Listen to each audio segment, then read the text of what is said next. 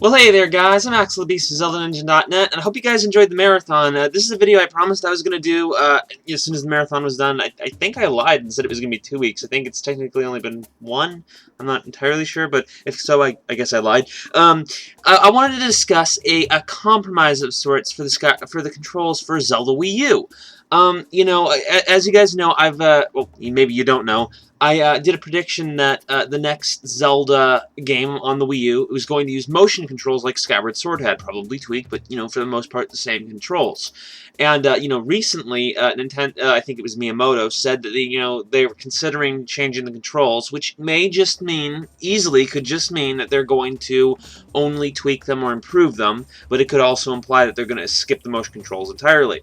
Now, I want to propose a compromise of sorts that would allow them to use a normal controller to approximate the same controls without having to do the motion control thing, so they can have, anyone who, whether you're unhappy or not with the motion controls, you can still do that. I mean, I'm still kind of annoyed that there's problems with motion controls. I think that they're fine. I don't think that there's a lot of objective arguments that work against them.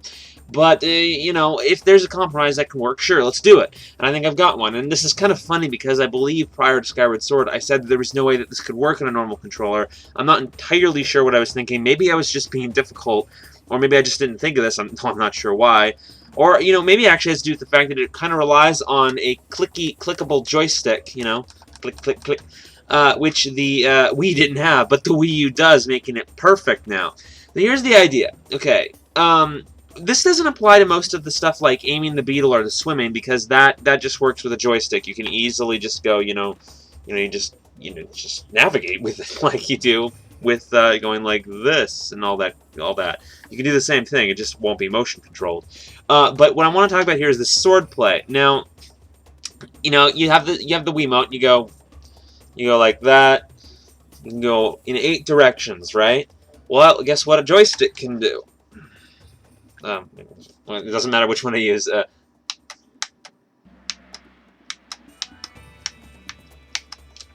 can do all the same motions. Now, of course, what about thrusting? Well, I know this is kind of a short and simple video, but I think this point needs to be made, and it's best to demonstrate it like that. I mean, you can do all the same motions on this as you can with the Wiimote. So why should they not do the motion controls when they can approximate that with the joystick? I know it sounds like it would be annoying, but it's worked before. I played one of the Ape Escape games on the PlayStation back when the DualShock thing was new. And it was kind of fun. It was kind of odd, but it was an entertaining game.